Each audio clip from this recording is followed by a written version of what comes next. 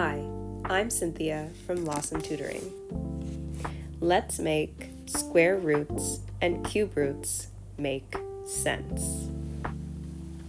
So in our previous video, we talked about square numbers and cube numbers. And we talked about how if we have some number n, and the exponent of that number is a 2, then we have a square number. And then we talked about how if we had some number n, and the exponent of that number is a 3, then we have a cube number. Now we're going to be talking about square roots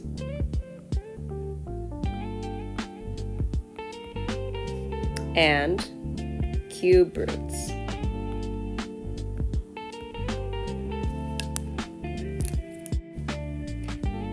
They are the opposite of square and cube numbers,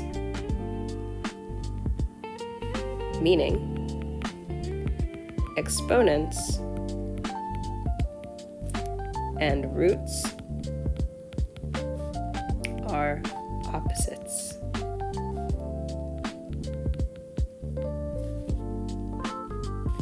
Let's dive deeper. Let's start with square roots.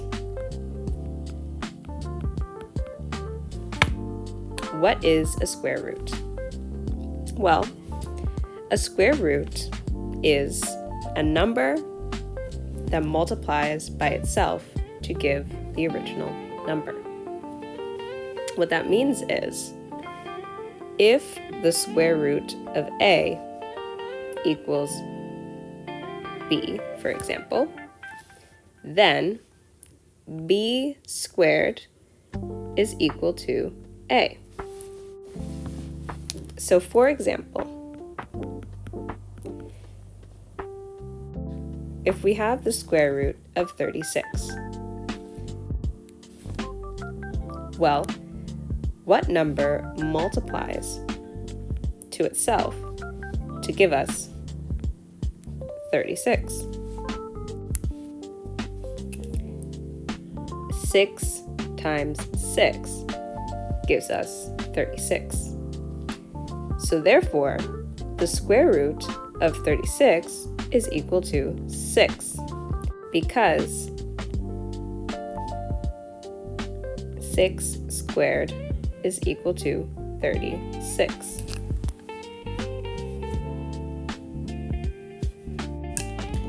Let's look at another example.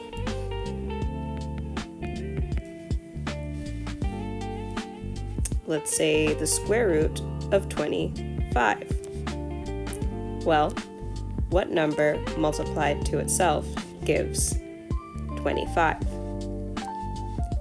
5 times 5.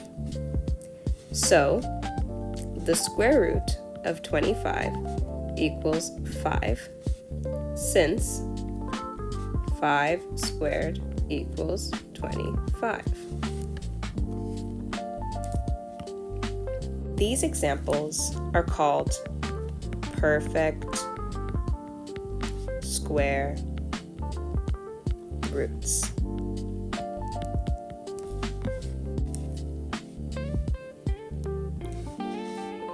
It is important to recognize the perfect squares. Specifically, 1 squared, 2 squared, 3 squared, 4 squared, 5 squared, 6 squared, 7 squared, 8 squared, 9 squared, 10 squared, 11 squared, and 12 squared. We get 1, 4, 9, 16, 25, 36, 49, 64, 81, 100, and 121, and 144. By recognizing or memorizing these perfect squares, it makes it a lot easier for you to answer any square root question.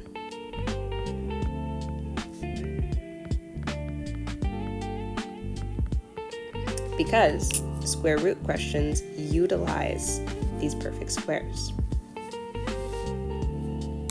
So let's look at square roots of non-perfect squares. We will be looking at the estimation method. The estimation method is when we find square roots that are close to the number that have perfect square answers, and then we use those to estimate the approximate answer to the square root that we have. So for example, if we have the square root of 20, what are the two square roots that have perfect squares that are near the square root of 20? Well, we have the square root of 16 and we have the square root of 25. We know the square root of 16 is 4 and the square root of 25 is 5. So we can estimate that the square root of 20 is approximately in between 4 and 5.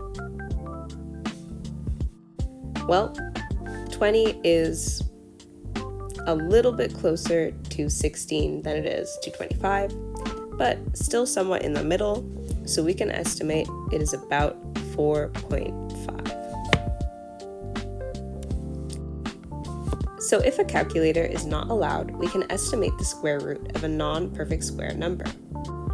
We do this by using the perfect square numbers around them. Let's do one more example.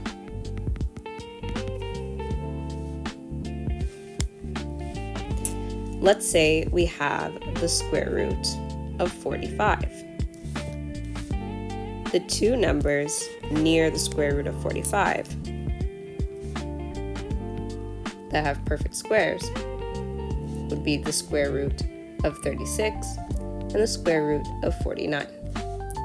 Now the square root of 36 is 6 and the square root of 49 is 7.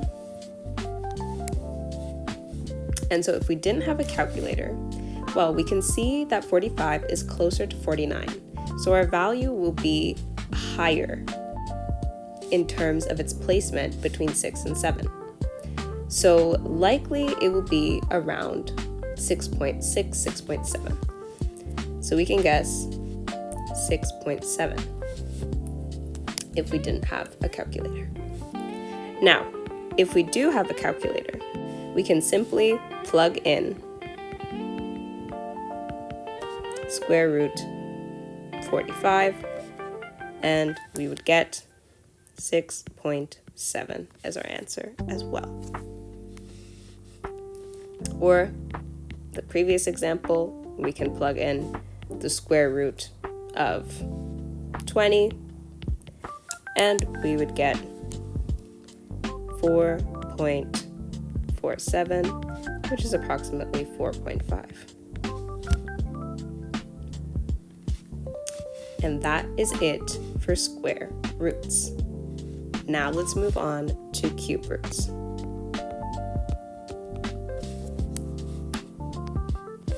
So cube roots look like this. And if the cube root of c is d, then d cubed is equal to c. Let's do an example.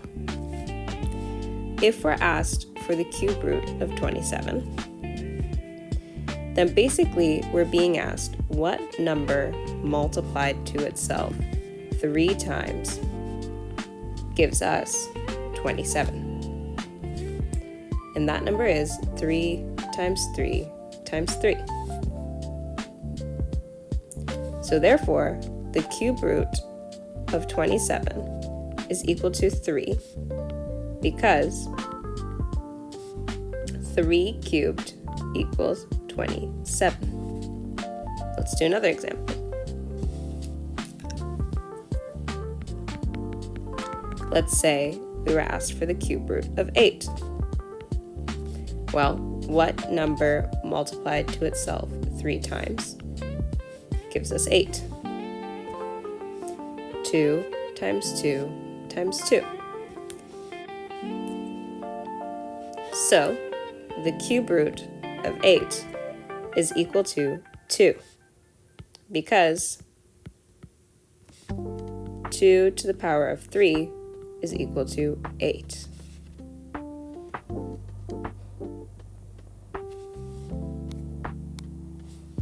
Now let's look at a perfect cube chart.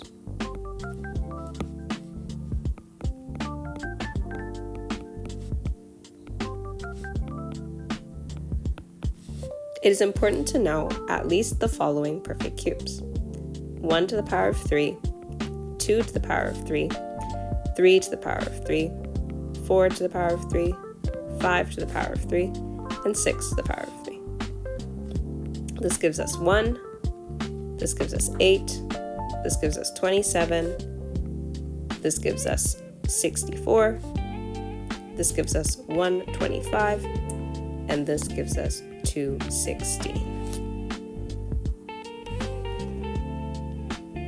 We can use these values then in order to either find the cube root of a perfect cube or find the cube root of non-perfect cube numbers as well. For example, here is how we estimate cube roots. So if we had the cube root of 50, what are the 2 cube roots near it?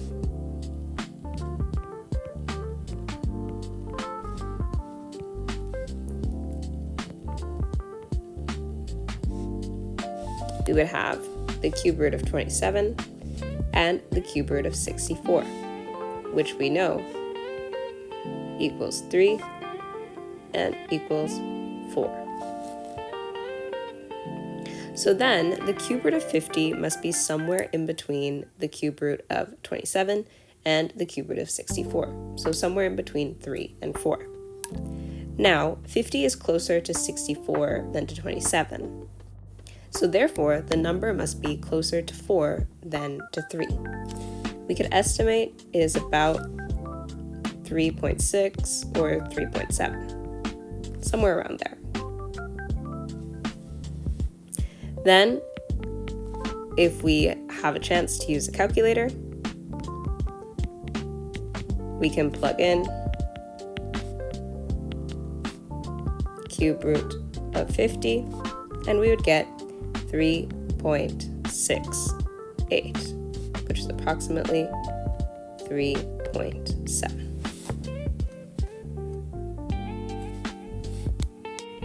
And that is it for square roots and cube roots. If you have any questions, please comment them down below.